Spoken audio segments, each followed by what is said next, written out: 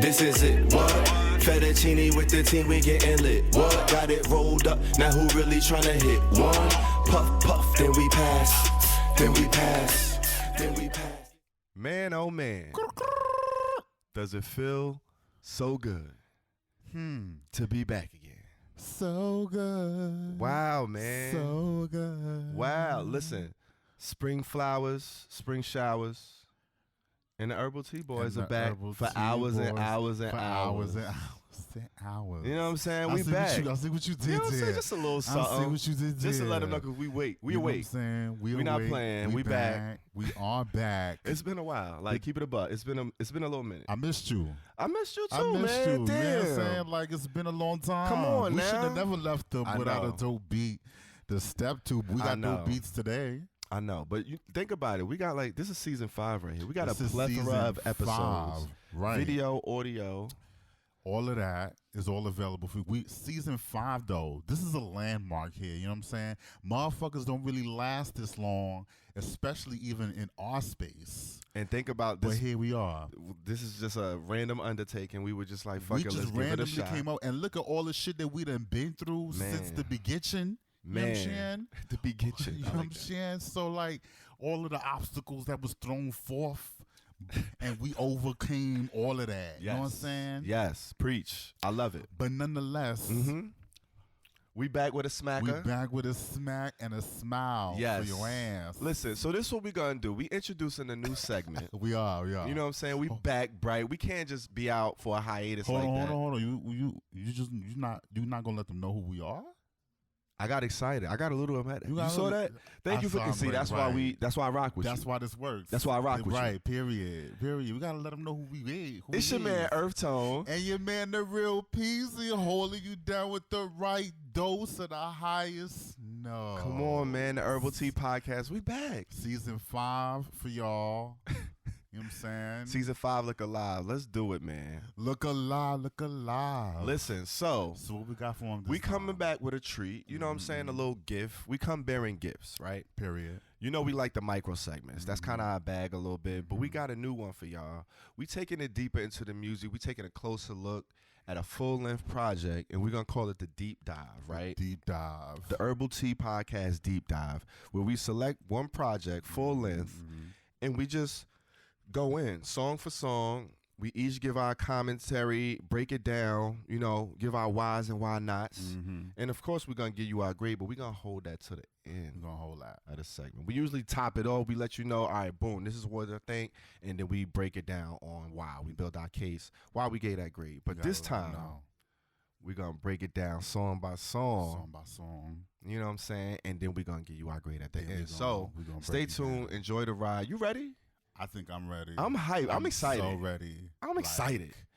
All right, so who do we have on? Who is the inaugural contestant? The debut Deep Dive Herbal Tea Podcast. Deep dive situation. Who's the first deep dive? For the 5th season. Who we diving deep into? You know what? I would like to bring back none other than the illustrious. Like we said before, Cakes the Killer. Woo! Uh-oh. Cakes the Killer is up on the chopping block.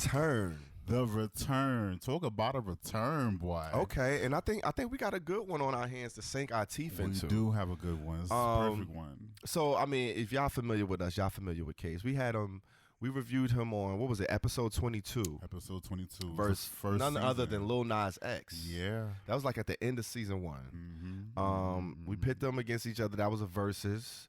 It was a good one. I had fun with that episode. That was a while ago, though. You think about that? That was like in the pandemic. That was the era. The pandemic. Damn. The pandemic. Yeah, the pandemic. Come on now. Q plus artist from Jersey. Come on now. Like, you know, T-Night, New Jersey. Like, let's just, like, we could do a whole clip. I got to splice up like a Jersey clip from the HCP. Because you know it's a lot of references. Like, we represent a lot early and often. And it's usually like quality. First of all, what I'm not appreciating right now is the fact that Jersey is taking up so much space, shaking the room. You know, niggas just went through an earthquake and shit, and it came from y'all neck of the woods. I don't know what y'all doing out there. So I'm going to need y'all to just simmer that down, energy a little bit. You know what I'm saying? Relax. Fall back for a second because all this Jersey energy, you know what I'm saying, is overwhelming the people. Relax. Wow. Relax. I feel attacked. As you should. Wow. As okay. you should. That's how you feeling? We got a brick. We got a bat. You know what I'm saying? Come on now. You gonna smash. That's my jam. All right, listen. All right. Let's stay focused. Let's stay focused. So we got Cakes. First saw him on Ebro in the Morning, Hot 97. For real. I was like, all right, okay, this is what we doing? Like, yes, Jersey in the building. That was an era. He held his own definitely in the interview. The bars was a little, you know what I mean? Like, he seemed like he was a little nervous. It was a different time period when he did that interview because think about it, like, this was way back, I want to say 2015, 2016, something like that. So, you know, the Q Plus community was just breaking through, and he was kind of sort of a vanguard in that regard, right? So he's one of the first kind of acts of the Q Plus community to really get attention from the mainstream media. And that was big deal. Like, that was a very big deal in that era. And Ebro and Peter Rosenberg, as gross as they are, they didn't pull no punches. they was kind of yeah, but it was cool. They had him. He definitely had to be the sacrificial lamb. Yes, for that situation. Yes. And what? 4 projects later, here we are. This is his 4th studio full length. 4th or 3rd? 4th. I think he had an EP. We did the EP.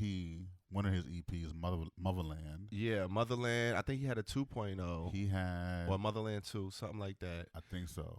Svengali was the last project. That was the last. And this one is 4. And then he had Hedonism, which was his first joint. Hedonism was his first full-length album, though. Yeah. I mean, projects, 4 studio projects. Yeah, like, if you go to the discography, like, this is kind of his 4th studio release. He's been pretty consistent over the past few years. Since he kind of came onto the scene, dropping, you know, remixes, singles here and there. A lot of collabos. Yeah, collabos, projects. Like, he's been pretty consistent. So, up for his 4th at bat. Fun fact. Uh-oh. Yeah, take a little sip. This is a big fun fact right here. There's a couple of them. So there's a new film that just came out the day of the project that we're about to review called Femme. You know what I'm saying? It is I think it's an independent film, but it is getting pretty much a wide release. There's a lot of the theaters out here, major releases, AMC theaters got it. And in the trailer, in the preview for the movie Femme, they use one of the songs from his Motherland EP, Dundada. Okay. Big look right there. That's huge. You know what I'm saying? So it makes sense that, you know, his new project is gonna drop the same day as that, as the project. So March 22nd was when both of them debuted, and you know, on top of that, he did perform one of the songs that we're gonna review. I guess we'll get into that a little bit later.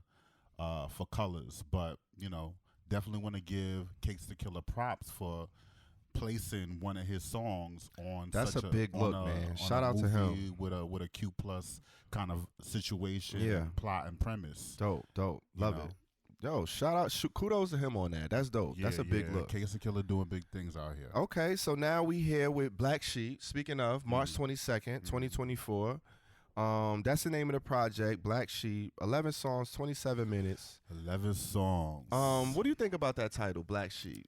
Because, you know, traditionally that comes from, you know, farming culture, of course. The black sheep, most sheep are white. The black sheep, you kind of get there. I see what he did there. He's definitely got, you know, he repping for the brown skin vibe. I felt that's the kind of the vibe that I got, that I'm getting. Overall, yeah. You know what I'm saying? And I think for the tone of the project, the tone is pretty, I would say, mellow, loungy.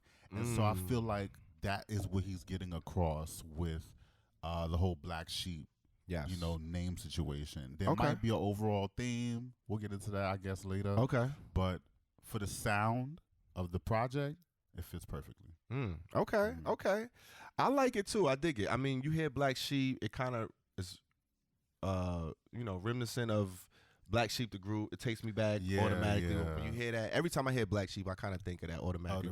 You can get with this or you get come on, like that was the classic joint. But then Black Sheep is also, you know, the odd one out, right? The one that feel like left of center. He's not necessarily feel welcomed, always a part of the bunch, or you know, might feel a little different, but still confident and sure in themselves. But you know, just understand that they're a little different from everybody else. And that's kind of where I feel like he's giving that pockets as well, because you hear a common theme throughout the songs, which we definitely gonna get into, but I think that'll circle back to it as well. So, March 22nd, Black Sheep, so 11 songs. The first song's called "It's a Love Thing." You loving me, you loving me, you loving me right. You loving me, you loving me right. It's a love thing. Come on now. That's how he's starting us out. He warmed us up really nicely. I ain't gonna lie. Like it had that ill hi-hat little run. It's everything is kind of under 3 minutes. Like the project has a 27-minute runtime in total. 11 songs. So that lets you know what it is. It starts off with the keys, the light keys, and then it goes into like a little deep house chords. Jazzy. Yeah, the jazzy chords. It's nice. I love it. That bass come in, and then he's like just riding the track. He feels and sounds the most comfortable I've heard him. Not that he's ever sound uncomfortable, but he sounds like he's really in his pocket. He's really kind of like, this is in my bag. Speaking of, like, Sam Katz is the producer. Yes, he's worked on all 4 of his projects. Yeah. Or a few of his projects, except like the first one. Like he's been part of all of these projects, producing, writing, the go-to producer. Like very cohesive sound. When you listen to the last project, Svengali, it's kind of a continuation to me. This is what I appreciate about the project. The fact that he has one producer kind of building a world with him, and you might see that every once in a while, like when Metro Boomin does a project with like Future, or I think Big Sean did something with him, or like when Hit Boy does full albums with Nas. Yeah, I think it's sort of a lost art form, and I like the fact that he's maintaining that lineage. You know, it definitely adds to the cohesiveness of the project. You could definitely hear. I love that. That's one of the things that stood out for me. Like the sound, it was like a sonic theme to the whole project. It was like a jazzy house fusion. So this song, "It's a Love Thing," is like twirling and shit. It's like you hear the chords, the jazzy chords, and then once the beat drop, it's like, you know, it's like a full on party. And then your man, I think his name is Warren Dumas. Is that how you say it? Okay. I think that's how you pronounce the name. Yep. Atlanta artist, Atlanta singer, songwriter, dancer. You already know. Why they won't let me breathe? Why they won't let us breathe? But he is singing down on this project, so he's like a perfect fit. And so almost to a fault though, because Cakes only has one verse on it. And my man Warren Dumas sings the hook, sings the bridge, sings a verse, and like kind of really has a lot of presence in the song. And I feel like you lose a little bit of Cakes' presence in the song. That's just me though. How you feel? Okay. I mean, I agree with that statement, and I kind of like that. I kind of like he lend his opening joint to another artist, another Q+ artist. It's kind of in that vibe, and he kind of like, all right, I'm gonna give him a little taste. I'm gonna intro it, sprinkle a little vibes, and then let Warren do his thing. Like I kind of like enjoyed that aspect of it, but I could definitely see where he was drowned out. But at the same time, it's a short song. It ain't really too long. It's under 3 minutes. Yeah. Techno, dance, and house is black music. Like he kind of, that's the line. You know what I'm saying? That's the line. That I was like, ooh, that kind of stood out. Like he had a few of those sprinkled throughout the whole project. He had a little. Like, I was like, he definitely had the one-liners that caught you. He had a few of those. Okay, so the next joint, Mind Reader, with featuring Stout. Yep. Bump in the cut, no K for me. No K. Bump in the cut. No K for me. Like, I'm going to take a little... Yeah. But no K for me. I'm going to pass on that. You know what I'm saying? That's a quick little line, like letting you know I'm out here, I'm in a party scene, I do certain things, but certain things I don't. You know I'm going to indulge the party vibe a little bit. You know why? I like because, you know, sometimes indulging ain't a bad thing. That's cool that you don't want to do it. But if you're going to set this kind of scene, you're going to build this world. Bitch, I'm going in the corner. I'm real quick. Bump in the cut. No K for me, but I'm cool. Thanks for offering. Thanks for offering. All right. But I like the way it's a nice transition. It's kind of like, okay, it's taking me on a journey. Like, I feel like I could already peep the cohesiveness between songs 1 and 2. Right? I'm liking where I'm going. Know a couple they thems want to bump my B or bang my B. I was like, okay. I like how he repping for the they thems, you know what I'm saying? Like he giving.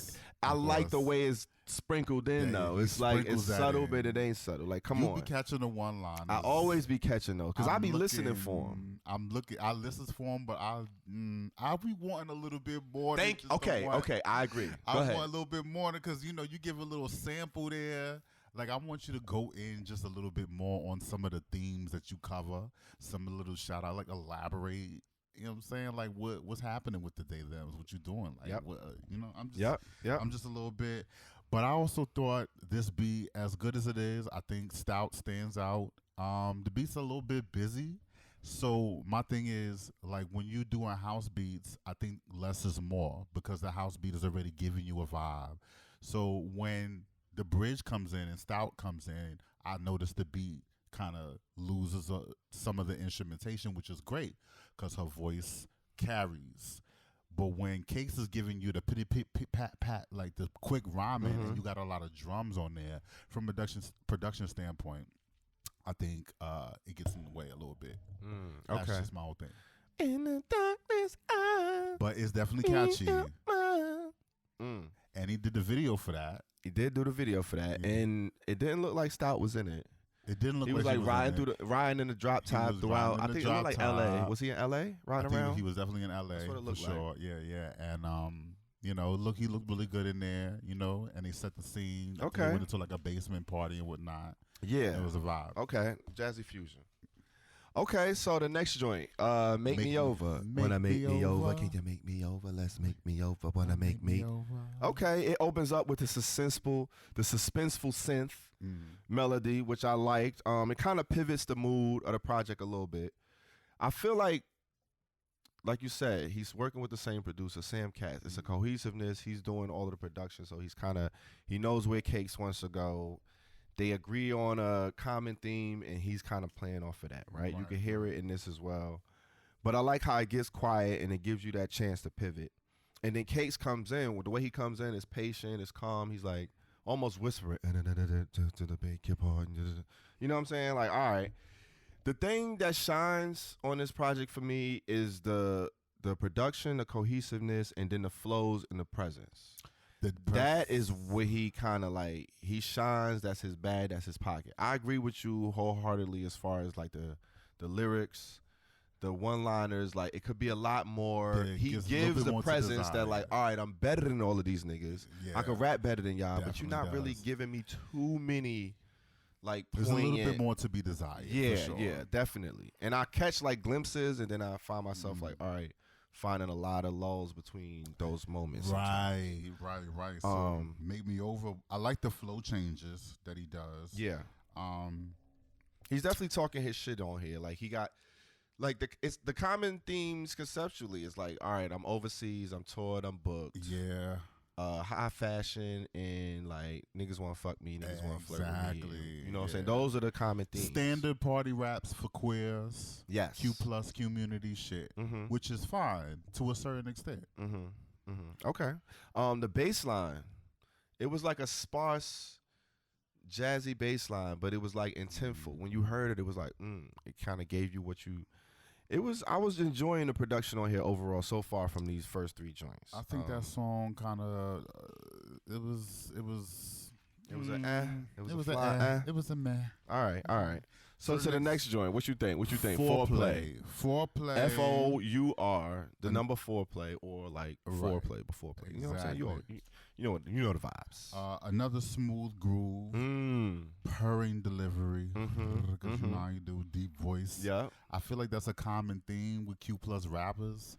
They get into they gotta let you know, they like do a little bit of absolutely. A little bit of come on purring. Come on now. He do it. Bryant do it. Medino Green do it. Yes, the usual suspects do it. Yes. So it's very, very familiar to me. I don't know how familiar it is to y'all, but that's just kind of what stood out about that. But It's like a musical bridge. He blends into the beat to the point where he's not rapping. He's not a rapper. He's more of a texture on the beat because of what he's given. What a way to put it. Mm-hmm. He's a texture, and that's fine to a certain extent. I mean, it becomes a vibe. It's like an expertise. You know what I'm saying? Like you have certain skills. People have their certain. Like when you play a game, like a street fight or something like that, and the fighters have like their skills in different categories and different levels. Like that texture joint is like one of those levels. That's one of the checkoffs. Like how was your shit at 80%, 75, 60?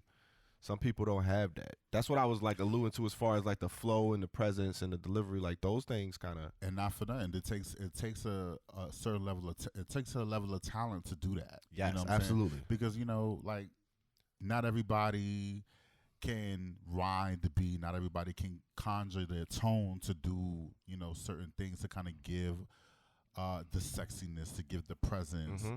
So it's definitely a talent. It definitely speaks to the wide range of tones that he could give, which is what we heard on the project. Yeah, definitely. See you in the cut, trying to cut straight to my mattress. Baguettes, no stress. It's a chain reaction. That made me automatically think of that Hove line. Like, she what she say? See my chain come out, started relaxing. That's what I call chain reaction. I was like, okay, but those are like kind of like, all right, they nice little, reminders of throwback and fly lines and fly shit, but it's not really. It's still not giving you. It's not giving you the extra, the full connect. Monty. It don't fully connect always, but I like the way it's like, all right, it's warming you up. It's like you want to ride. It's going up the hills. Like, all right, we on to something. And then to do that, baby. Okay, so I went and grabbed on. How you feeling? Come on now. I have a problem with that line. What I line? don't know why you said Cakey, you so crazy. Why couldn't he do Killer, you Cakey, so you crazy? So crazy. Why you ain't like Cakey? Killer? I didn't like Cakey. What Cake? What? They was Kiki and they cool. That's his girl. That's her boo. Like they kind of like they chilling. That's my homie. That's my bestie. I understand. And so we talking Killer, about you so crazy. Killer Might have flowed better. The Killer would have flowed much better. That's the thorn in your side on this joint. That is a thorn in my side. Oh, A. Not wow. A, Not A. the A. And, shit. Okay. But I'm not mad at the collab with Dawn Richard. I think that's from Fifth Harmony. No, Danny DeCane. Danny DeCane, my bad. Come on now. What are them girls? Cut it out. What are them 2010s wow, you disrespecting girls? Dawn? Whatever. Wow. What are them little groups? Okay. Latavia, Latoya. Tell us how you really feel. Damn. You know what I'm saying? Moke and Steph. Damn. Moke and Steph?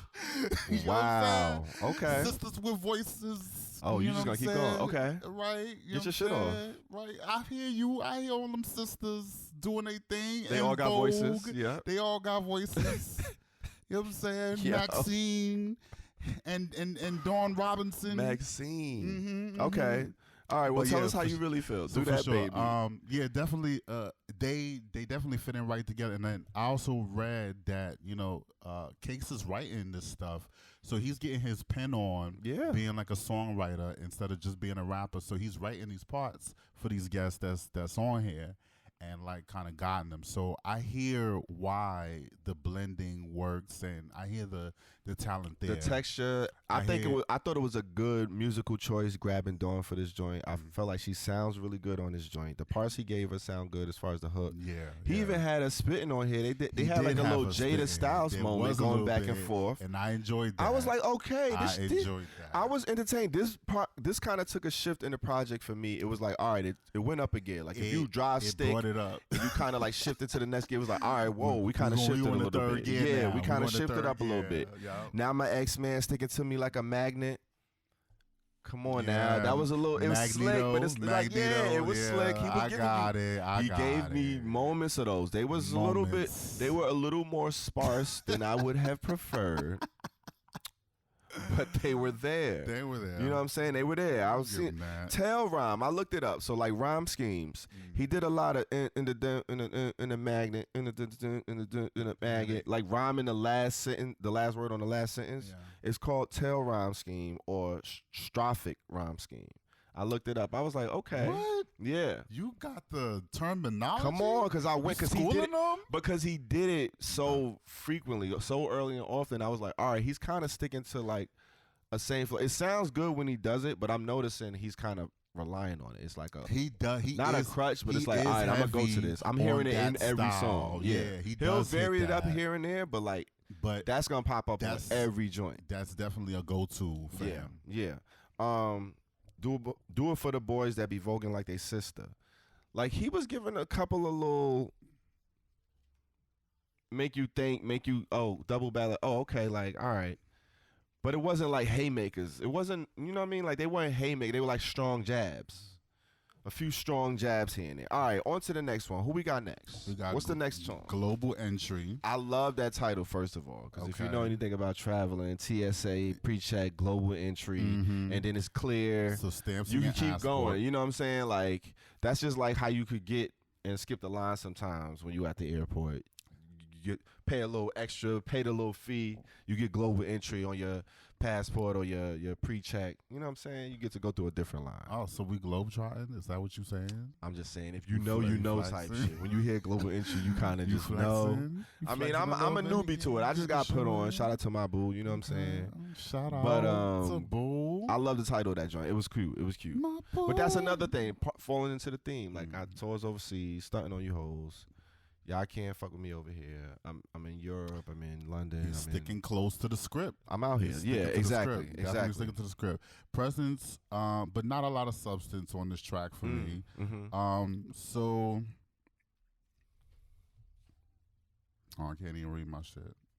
You struggling. I'm definitely struggling. All right, but look, the sound, it kind of gets a little darker for me on this, but it's still like falling into the theme of the jazzy house.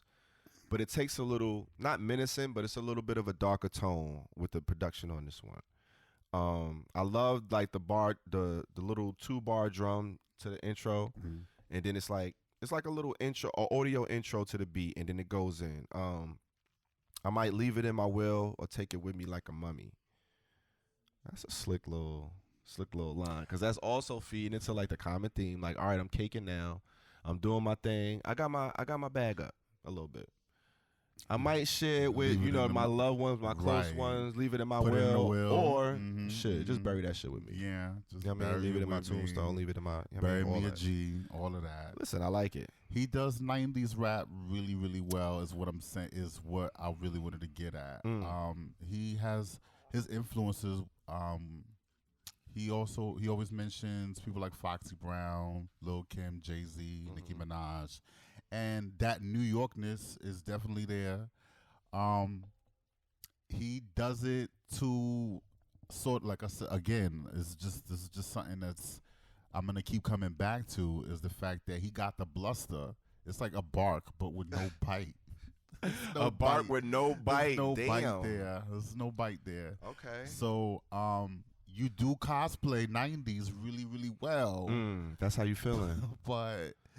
But this just cosplay. It's just falling short for you. It sounds like it's really falling short. It is really short. Okay. But I will give the production again is another standout. It's a key. Yeah, it's a star of the show. All right. So we go right into Downtown J. Downtown J. It's like a bridge. It's a little audio bridge. You know? This is kind of like, I feel like we taking us into like another shift. Like I feel like this project is broken up. It's got like 4 joints, and then 3, and then another 4. Like it's broken up into those segments. And this is like the middle chunk. This starts like the middle piece, or it's like the tail end of the middle piece. Downtown J, it got the bridge. It got the Black Sheep chant. Black Sheep, Black Sheep, Black Sheep. And then it's like, where the trade at? Like, it got like real ignorant real quick. It's cute. It's like a boom, boom, boom, boom. It give you like a little heartbeat rave type of beat. It get the blood flowing real quick for like a quick 1 minute. Like the runtime is real short. It's literally like an audio. Gotta be like a minute and a half or something. Yeah, like an audio bridge. And I feel like it's taking you, like we was on a roller coaster, we was on a ride, but the roller coaster wasn't that crazy. Now we like, we hitting the part where we going up another hill. You know, you go up the roller coaster, click, click, click. We hitting the second one of those. Normally in a roller coaster, it's only one at the beginning. Yeah. But now we hitting the second one of those in the project, and it's like, we on to something else. It's kind of feeling different. I definitely feel it coming. Yeah. And then we go into Cakewalk. We go into Cakewalk. Highlight easily. Fam. It's really like hands down. The peak of the project. Hands down. Yeah. Cakewalk. Cakewalk is crazy. You can't You got you got like it kind of like it opens up with that voice. You like, hold on, what's this? That you have. I was like, okay, this shit sound hard already. And I don't recognize the sample, which is me great. either. And them staggered drums come in. I'm like, okay, where we going with this? And then it come in, and I like it. It got that bottom bass, like that bottom drum heavy bass. He's spitting his shit on here. It's more in line with the same trend we see in the concepts throughout the project, right? But it's going. He going off. He running on a beat. He fast talking. He fast walking. He rambunctious type energy. You can hear a different tone in the way he flowing and the way he delivering his voice. I like that he broke it up with his spoken word. Loving Youth. Yeah. The little Loving Youth interlude. Yeah. Fam, did that not give you like some Love Below? Right. Right. And also like Khalees. Remember you give your heartbeat to me? Oh yeah. Hold on. Dear Diary. It was October 30th. Yeah. I want to go where he is. I knew you was gonna get that reference. I want to go where he is. I'll follow the fire in the sky. And like that, I'm out. My heartbeat from me. So the saddest stuff. That's what it's Yo, giving. That's my joint. I knew you was gonna get that You reference. Because he says he has a Khalees bar earlier in that song. He says something about Khalees. But yeah, that joint was kind of. She's definitely an influence. Yeah. Gotta hit him up style, can't trail on a beat. Just go back and hit him up style. That's my jam. Like, he gives you all of those references. They cool, they cute, but they like, all right. Like I said, they like strong jazz. Like, boo. You waiting for like haymakers. Like, at least he's consistent. He is. That's kind of what you got to give it to him. That's a skill as well. That's a bag. To be consistent in that and still elevated. Like I said, I feel like this was like kind of a upward continuation of the last project, Svengali. As far as the production, I feel like Sam Cass is getting more in his bag. Cakes is getting more in his bag, and they combining it on this one project. So Cakes definitely sets off a different vibe of the album for me, a different section. I feel like the last four, starting from Cakewalk, he finished up strong. He definitely did. Strong. The next song is called Crushing in the Club. Crushing in the Club. Crushing in the Club. You know what I'm saying? He sounds like, boom, boom, boom, boom, boom, boom. The production give me like some DJ Quick, West Coast, wipe off your chucks, throw up your elbows on them, like kind of, I could hear Snoop Dogg on this. Like, this shit is hard. Like, this beat is crazy. I fuck with it. And he rhymed, I'm too cool to be crushing on a thug. All these nuts wanna, do. Yo, this shit hard. Like, this is one that I heard, like, pop up in my head while I was just at work. You know when you hear and you listen to the music and you not listen to it and it kind of just pop up and ring in your head because it's kind of infectious like that. Like, this is one of those joints for me. It's no drama, like MJ about the sauna. What's that reference? Because I automatically took it to, like, No More Drama, the video. So I went and checked the video, the official Mary J. Blige No More Drama. And it's just her, like, she got the slick back. Right. And she got different scenarios of people going through dramatic situations. You got the drug use and all that shit. At the end, randomly, I don't know if you remember this, but she's, like, standing in front of a storefront. You can see windows, it's mad TVs. Right. And randomly you see Diddy and Mariah Carey.